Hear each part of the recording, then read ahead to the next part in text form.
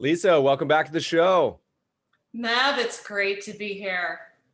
So listeners, we had Lisa on back in the summertime, and so much has been going on in the world of space.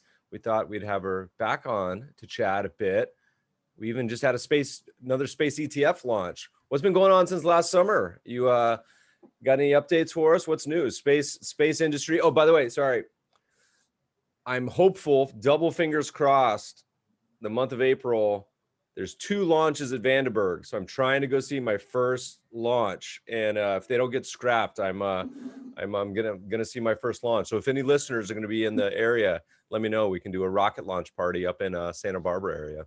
Oh, that'll be amazing. You know, we had in the Seattle area, our residents were treated to a little sky show the other night because there was, the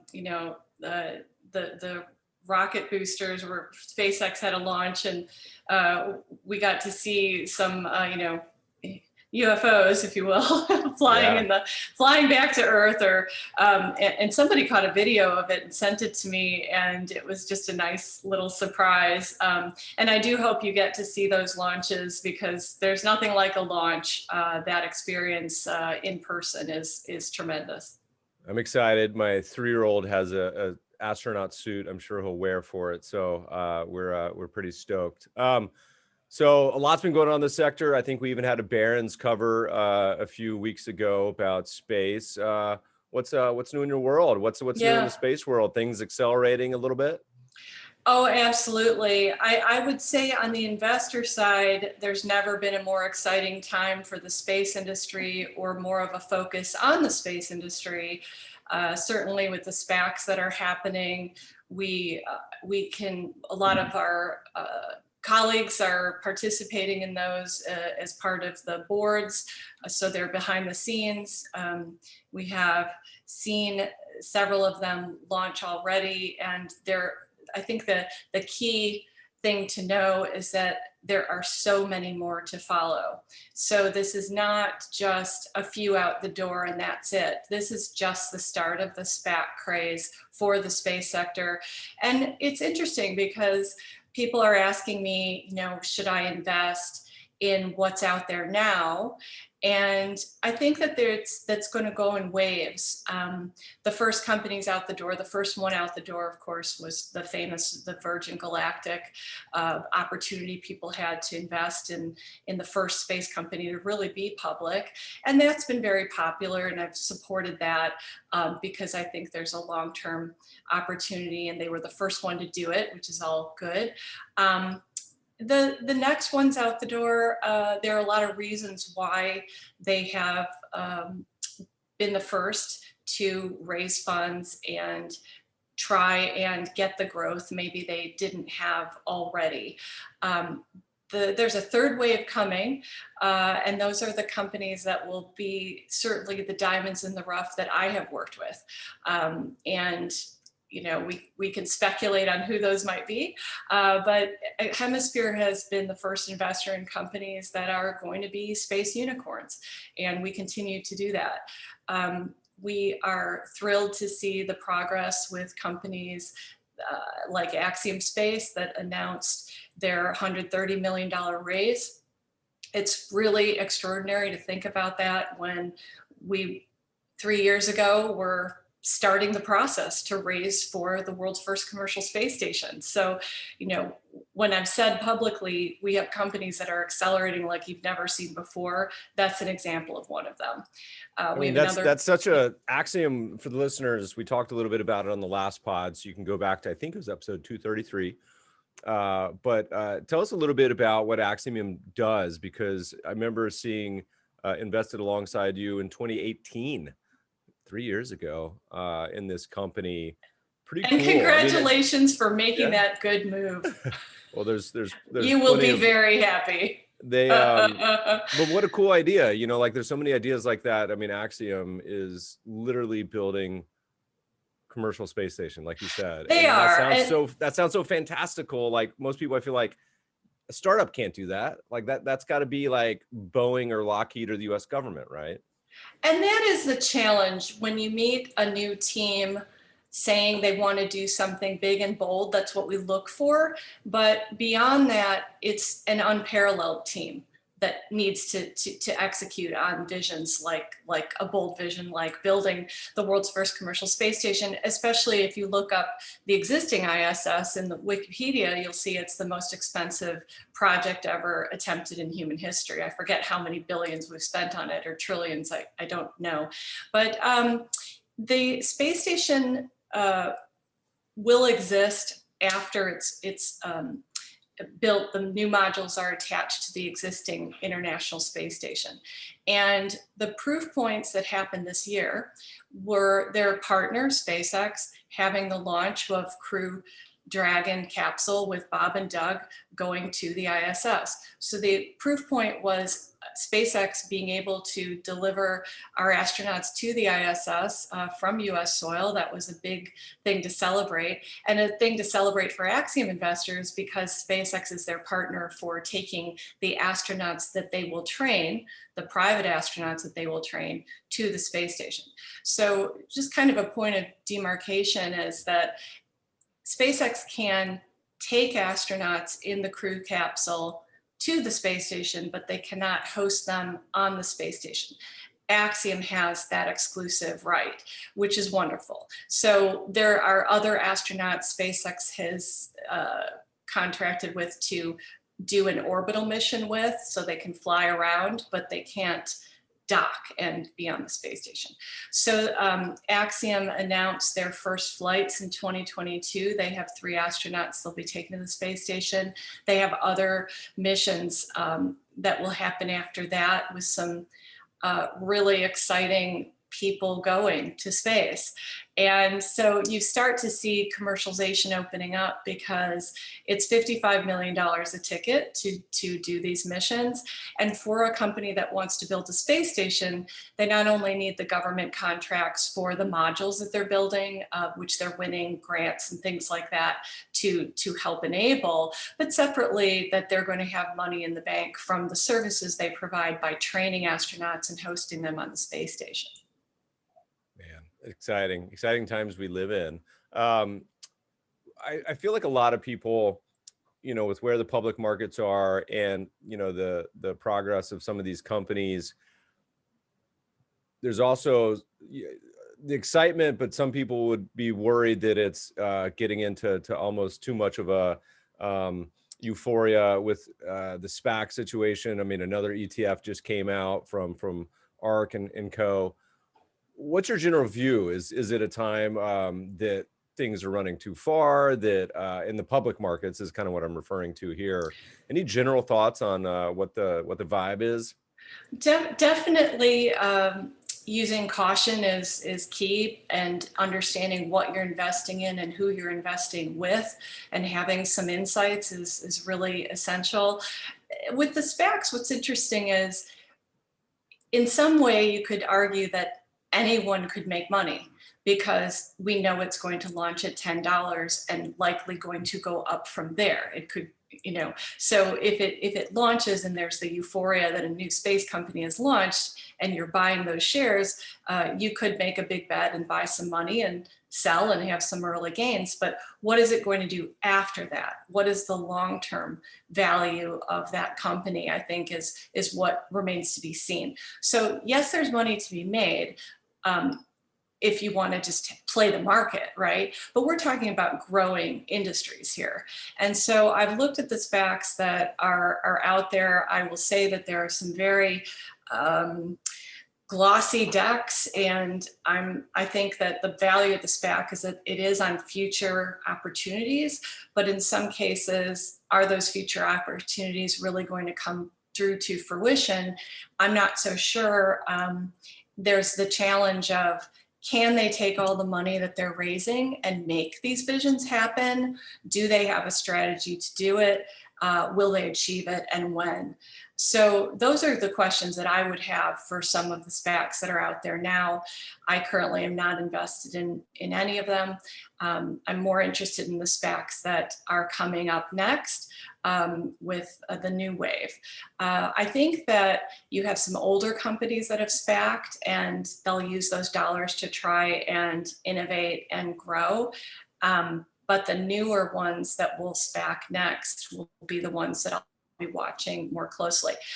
For ARK Invest, I did think, I feel like I'm a kindred spirit with Kathy Wood because our strategies are so aligned. She's looking at frontier technology in space. That is Hemisphere's focused. You know, we are investors in synthetic biology, so new materials, robotics, drones in the space sector. So is she, and her first, you know, fund that came out yesterday for space. Right now, what can you invest in when the new space companies technically are not public companies yet? But what you can invest in, what I was looking at in her list of companies, is some of the existing aerospace companies, some of the materials companies, structural engineering firms, so that the industrial companies that have materials, have engineering, those are in her portfolio. And I think the good thing is she has the ETF out there to evolve it over time. So as these quality companies start existing, she can absorb them, and it will probably be a good fund long term. But I do have some concern about there's really non-correlative issues in the market right now in terms of value. And I think that will continue in space, where people are excited to be in it, but the caution there is, will the profits be there to support the valuations? Yeah, you know, I mean, it's an interesting dichotomy of the public and private markets, you know, having kind of followed the space for the last 4 or 5 years. On the private side, it feels like it has a very different composition than the public markets do. I was smiling as I looked through the ARK holdings because they had Netflix in there, and I was trying to, you know, figure out how in the world you could get a Netflix. I was like, well, maybe, you know, the early days in space, there's not gonna be much to do. You can watch Netflix on the moon. I don't know, but got NVIDIA in there. Yeah, I don't know. But it's just like many industries, you know, that are growing and emerging. Like you said, I think a lot of the composition will look different in 5 years as you have new companies go public and SPAC as well. Yeah, exactly. I remember seeing, I think, Dassault Systems, which is looking at future engineering capabilities and trying to enable that. I believe they were working on a plan to have new technology kind of innovation centers. So they are a forward-thinking company. There are forward-thinking companies in there. There just isn't a company yet that's part of the disruptive space economy, which is the earlier stage companies that I work with. Yeah, so last time we chatted a bit about some really fun companies. I know Umbra, Planet IQ. Any others that have been crossing your plate you want to chat about? Absolutely, and Umbra's doing phenomenally well. They're going to launch this year, and couldn't be more excited about their synthetic aperture radar capability. They recently announced they have approval now for the imagery to be even smaller than 15, higher resolution than 25 centimeters. So you could basically see the detail on a Coke can from space. Really exciting, mind-blowing capability. But separately, we have a company that's called Link Global that I thought I might mention, because I think people that talk about space, they don't often understand it, and people think that Starlink is going to provide cell phone connectivity, and they are not. There are companies that also claim, AST, which is SPACing, claims they're going to provide cell phone connectivity, and I would argue that that will be quite a challenge, especially since NASA does not approve of their plan. Link Global allows you to have connectivity with an unmodified cell phone. And it's quite extraordinary because when you're in a airport lounge, way back before COVID, when we traveled and you're in an airport lounge and you're trying to get connectivity, your phone is showing you the available networks. It automatically shows you the available networks. Link will do that when its satellite flies overhead. So suddenly you could not only send a text message, which will be sent without any delay because you're not in an urban canyon. There's no interference between you and the satellite. It's just you, the air, and then the satellite. And it's a way that you could get weather warnings, advanced weather warnings, because they could all be broadcast. Really important to start there. And they've already proven it. They have 4 satellites operating now, and they will expand. And I think there will be a lot more to follow where that came from. But I think people don't understand that Starlink is using a $500 dish and provides internet connectivity in the home, or perhaps on an RV that has a dish on top of it. So very, very different.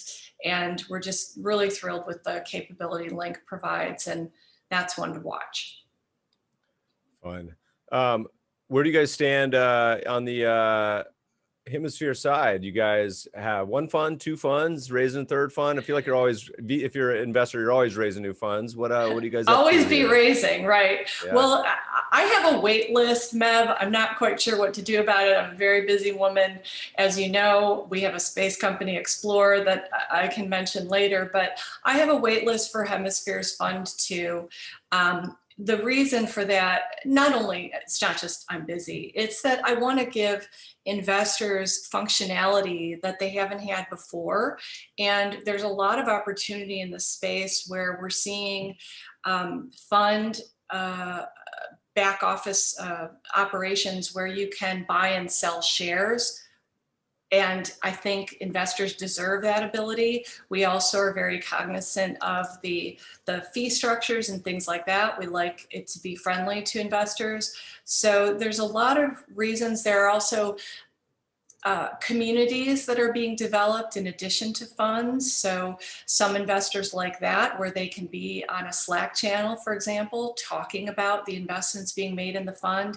And I think that appeals to us most because we really believe in the democratization of investing, and we want to help inform and educate our audience about the space sector so that we grow the ecosystem for that. So more to come there, but hemisphere.com is where to get in touch if there's interest. And what's the format for investors? Is it traditional fund? Is it rolling fund on angel list? Do you guys do SPVs? What's the main way you work with investors? Yeah, we are not doing a rolling fund because it seems that with the fee structure for that, it's ideal for LPs for fund leads that are constantly pushing the next deal, the next deal, the next deal. That is not us. We are very curated. We are building relationships with every company. And so it's fewer deals in our view because we have more skin in the game. It's less deals, but we feel very strongly about the diligence process and the quality. I'm not saying that there isn't on the other side, but just for our pace of investing, a traditional fund structure would be better, where it's going to be maybe 14 to 20 deals in the fund. And we have organic deal flow because of our extraordinary relationships in the sector. Hemisphere was listed as a top VC in space, and we have now 25 companies in our space portfolio. Wow. And what are you guys looking for on the horizon as far as new ideas, new companies? Anything particularly excited about? Any open spaces that you're just waiting for somebody to launch a company in? What's coming across the platter?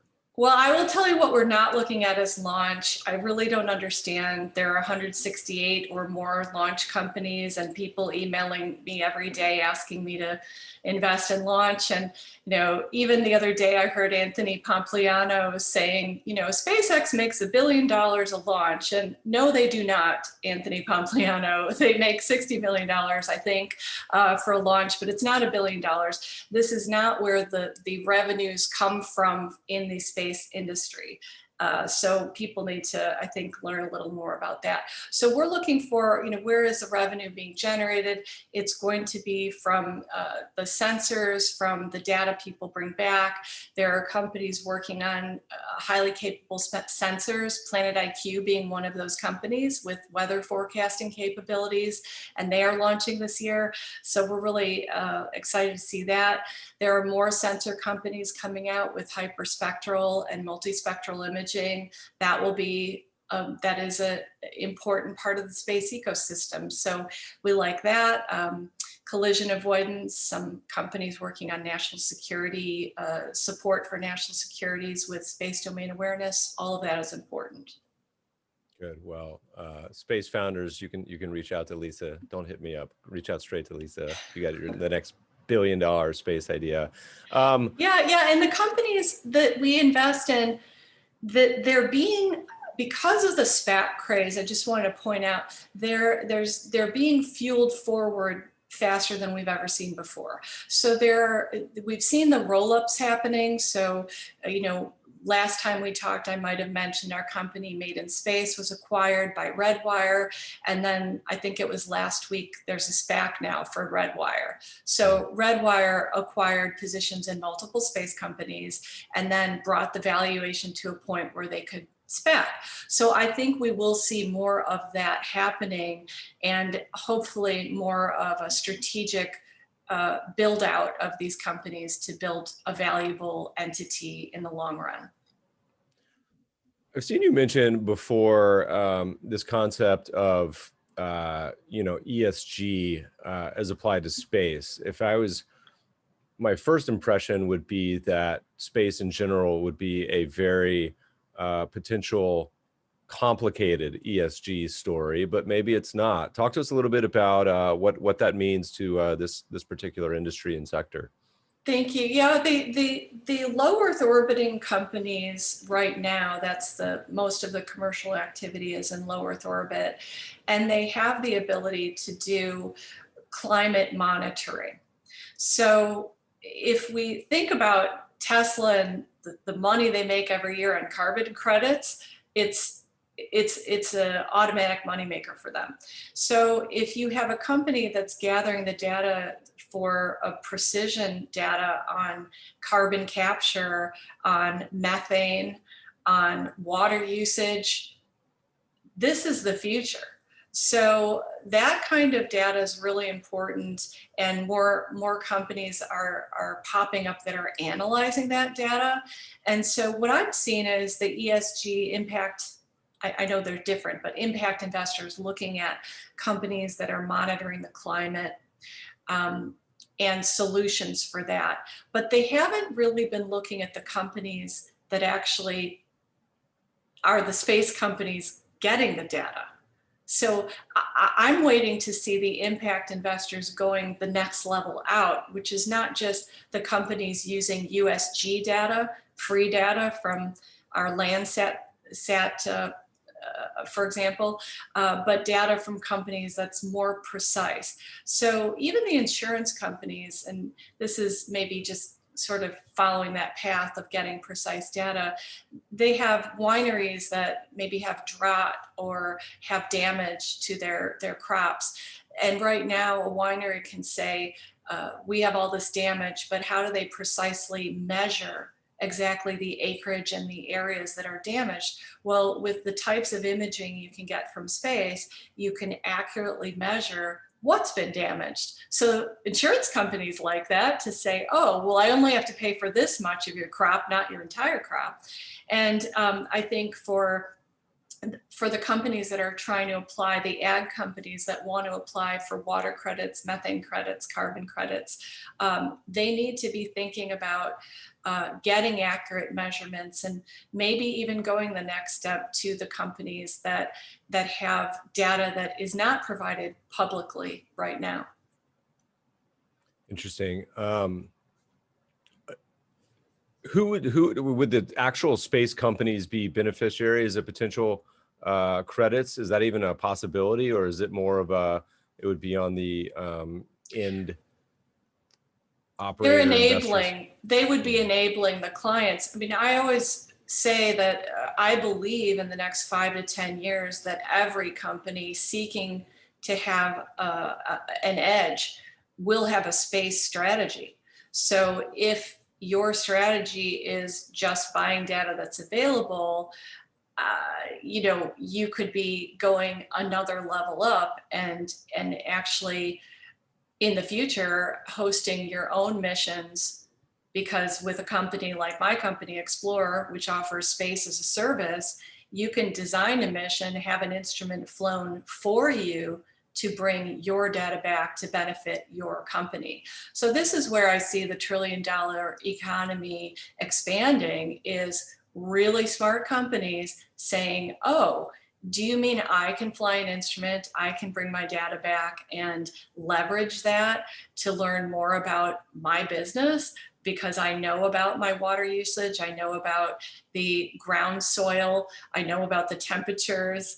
All of that is going to be very important to ag companies, cattle companies.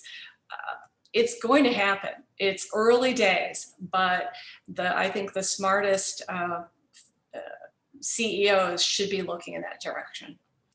Give us an update. That's a good segue. You're not only an investor, but also an operator. Xplore, remind the listeners who didn't hear the last episode, what is Xplore? What are you guys up to? And then for the ones who did hear the last episode, give us some updates. What's the progress been since last summer?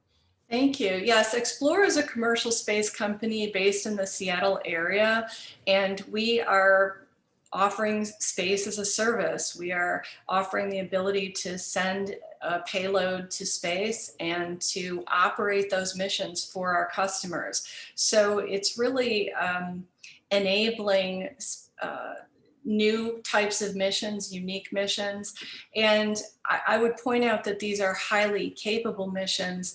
In the past, CubeSats have been flown, those are experimental. We have a vehicle that can do many missions for customers with extraordinary instruments and very large instruments. So it is disruptive in that way. And contact us to find out more. We're very stealthy. But I think I did mention on our last podcast that we, within 6 months of sharing what we do with customers, we secured contracts with the trifecta of government customers, which is NOAA, our National Oceanic and Atmospheric Administration, which monitors space weather, very interested in space weather and the capabilities we can provide for advanced monitoring systems. So we can have warning of coronal mass ejections and basically solar events that can hit the Earth and damage our electric grid. Insurance companies very interested in that. And then NASA, we have a phase 3 award with in partnership with NASA, JPL, and the Aerospace Corporation, where we're working on one of the most advanced spacecraft that we are developing for them so that they can image an exoplanet. So we have the Lightcraft, which we have a page on our website about the Lightcraft. Many videos, I welcome everyone to watch them. We have had something like 250,000 views of just one of our views, of one of our videos on the Lightcraft. And you have to understand just how advanced, you have to watch the video to understand just how far it could go into the solar system and why this capability is amazing, because it requires no propulsion whatsoever other than the photons from the sun. And then separately, so it's NASA, NOAA, JPL, Aerospace, and then we have our contracts with the Air Force where we're building out the architecture for cislunar space. Basically, this is building out an architecture that's like GPS at the moon. So we need to know where we're positioned when we're beyond Earth orbit, and this can help us do that. And so the Air Force is very excited about working with us on building out that infrastructure. We've added tremendous advisors to Xplore. I can give a shout out, Rob Meyerson, the founder of and former president of Blue Origin with Jeff Bezos. He helped build that out. Alan Stern, who's was the PI on New Horizons' mission to Pluto, and other extraordinary people. And as well, we are hiring. Our team is growing. We've got positions for CFOs, accounting managers, mechanical engineers, flight software engineers, avionics software engineers, senior electrical engineers, so HR managers, you name it. The team is growing and would love your brilliant audience members to ping us at Xplore Careers to apply. Yeah, it's super fun playing around our website. It's XPLORE listeners.com. And Lisa, why'd you pick Saturn as your bioplanet? Do you have a special relationship to Saturn, or just, what? I am fascinated by Saturn because I've seen it through at the observatory, at the Keck Observatory in Hawaii. We've been up there observing it, and it's, when you look through the telescope, it's the size of the nail of my pinky, on my pinky. It's so small when you look through it on a telescope, and it looks as perfect as that image on the website. It just looks, it's so unusual. And I've watched the movies about the documentaries about the rings, and they look like they're on a single plane. And what you find out is that there are formations that are what looks to us like a ring, that are like buildings. If you ever look at the topography of that, it's really fascinating. So I am fascinated by Saturn, and thanks for mentioning that. My favorite, it's the hardest question people have when they're hired by us is pick your planet. And they say, wow, this is the most important decision I have to make for your website, is what planet do I choose? It says a lot about you, a lot of pressure, what you associate with. And so Xplore is the main customer. Is it going to be governmental? Is it going to be corporate? Is it kind of wide open at this point?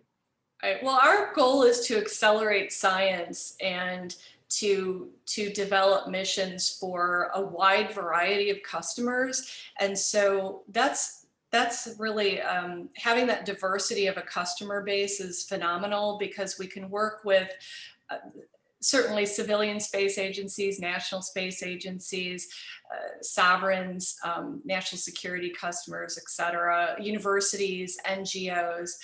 Anyone can go to space with Xplore.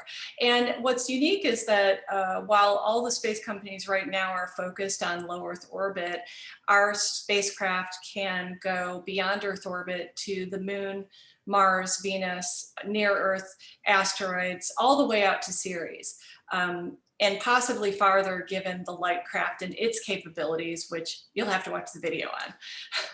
Yeah, what's the time horizon for these sort of missions? Is it this decade? Is it going to be staggered for all the different ones going on? How do you guys plan it out? We have a very large pipeline right now of working with our customers, and I think you're going to learn more in 2022.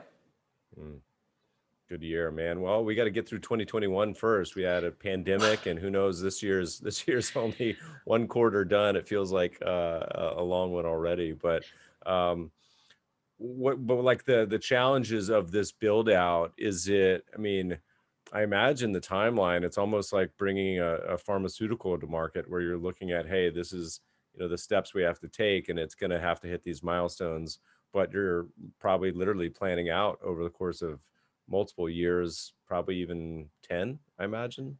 We have a pipeline that's very, very long, because there are opportunities for missions that will happen that we know about because of the solar cycles, because of asteroids coming near the Earth and affecting the tides, possibly national security. You don't know, emergency disaster situations.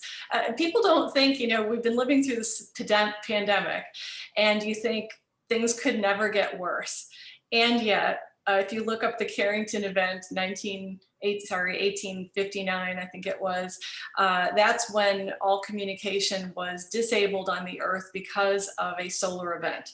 So could things get worse? You know, they could, and we just have to be grateful for today.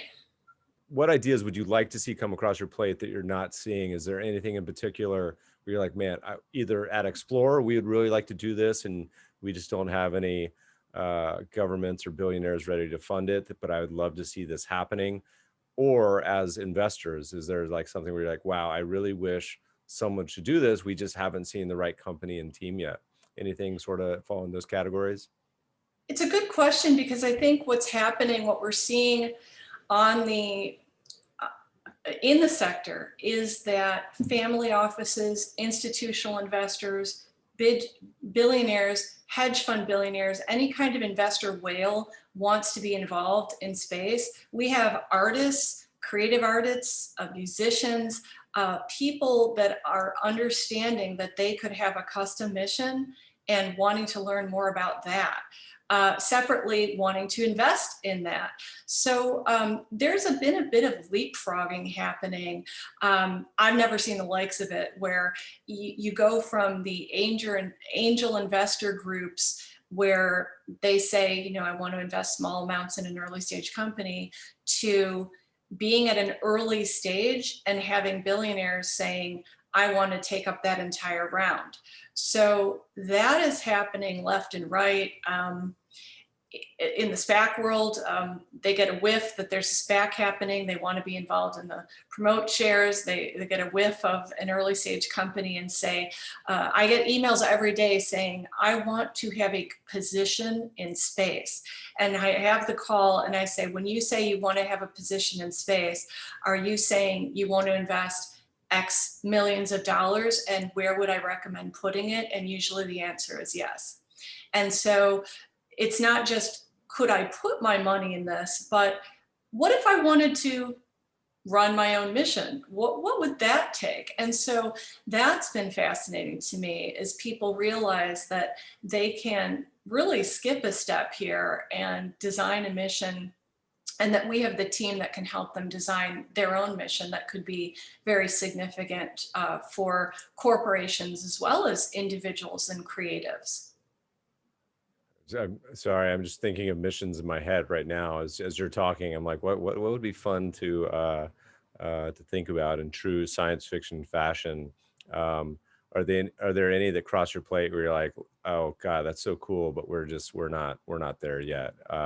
Well, I think that designing a mission is about expanding your human footprint. It doesn't, if you're not a scientist or you're not a company saying, I need this data, it's about, what can I do that's meaningful and significant, that will generate a larger audience by sending this mission to space. So some non-for-profits are saying, for example, the ARC mission, that's a partner with Xplore, they want to send the libraries of human civilization and have these libraries sent all over. And they have one in the Tesla that's flying in deep space right now, and they're going to send one with Xplore. So they want to have civilization's knowledge sent to space.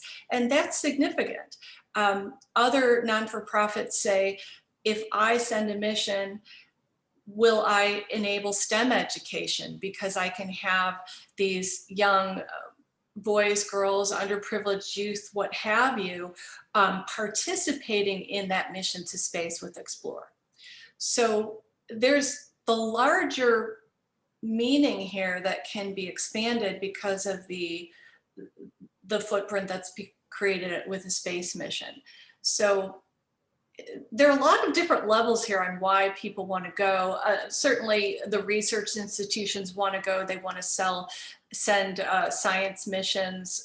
Human tissue has never been beyond the ISS, to my knowledge.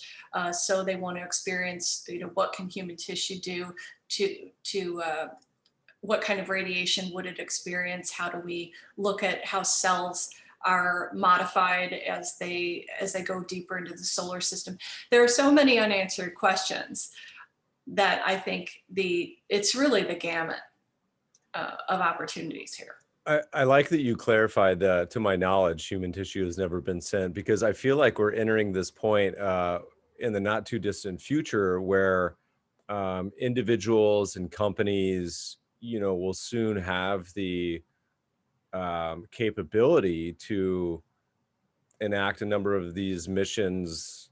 I don't want to say without the permission of, but independently of government bodies. Reminds me of Contact, when, and I can't remember any of the people's names, the movie, but the bald guy that's starting to resemble Bezos, but he flies around in his plane, and he builds a competing structure versus the government, right? And he like just builds his own. I feel like we're probably, I don't know, a couple decades, maybe not even, from the possibility of these existing totally independently of government, and sort of people doing these missions, on their own.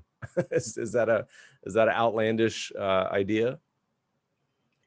I think that the missions that are sent all have to have checks and balances. I don't have a great concern there, because there's regulatory issues involved in sending any mission to space. I think that for me, the tissue project is important, because if you hear Elon on a podcast, he's saying, we're going to go to Mars and we're going to land there. And of course we will. I don't know when. But the point is, we need to bring back data on these environments to understand how safe these environments are and how we need to survive in these environments. So there's a real need for that information, even for the higher level imagery to identify landing sites, for example. You want to land safely. So if you can bring back elevation data and you can have a high resolution mapping, that's what's needed first before we put people on boots on the ground. So it's going to happen, but that's one of the reasons Xplore is doing orbital missions and not a lander. The orbital missions allow us to survey the area. Landing is much harder. How are you guys accomplishing all this on your side? Is this self-funded? Is it VC funded? Is it what? We are well funded, and we have not announced that formally. We may. Not sure that we will. It's debated. So, that's how we're able to hire and grow the business. And as well, we've announced that we have a few customers. We have many more on the way. And we just like being quiet about what we do. It allows us to focus and not be distracted, because there's certainly a lot of distractions out there. And we're not a business that operates on FOMO. We're a business that operates on strategy. Yeah. The listeners, if you end up booking a human flight with Xplore to the outer reaches of the solar system, save me a jump seat for the introduction in 10 years. I'll join. What else is on your brain, Lisa? What are you thinking about as 21 cruises along? You got a lot on your plate between investing and operating a space company. Anything else you're thinking about, excited about, worried about, everything in between? Well, I think that I am excited about the SPAC environment and how it will contribute to companies that are ready to SPAC and others that will pursue the path to IPO. I'm encouraged by it. I think that the space sector has a real moment here. I survived the 90s as a small investor. I mean, I barely had any money right in the 90s. I was so young, but the dot-com era was upon us, and how many of those dot-coms came out to be winners and how many came out to be losers. I think we're sort of seeing that today, and we'll see that. My hope is that we have a lot of great companies emerging that will expand the space ecosystem and will help everyone that's investing profit from it and be more interested and want to be more involved. Yeah. The listeners would not have seen this, but your cat Nova made an appearance. Is that related to the TV show, the comic book? What? Well, Nova means brilliant star, and her name is Nova officially, but her nickname is Rambo Hmm. because she is really a rambunctious little thing, and she's absolutely precious. So, but she's a precious little star, and boy, I could have a show on her. I mean, anything Well, online with kittens, I think warms everyone's heart. And right now, since we're still hibernating with COVID, hopefully not for too much longer. I don't see vaccinations opening up just yet for just anyone in the Seattle area, but I'm hoping that happens very soon. fingers crossed. I feel like we're maybe a month away from a U.S. Spring break.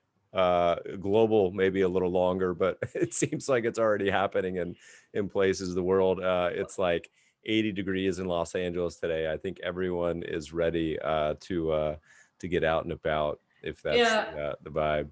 and in the space sector especially, it's been um, a reset because we are used to traveling everywhere all the time. There are conferences all over the world.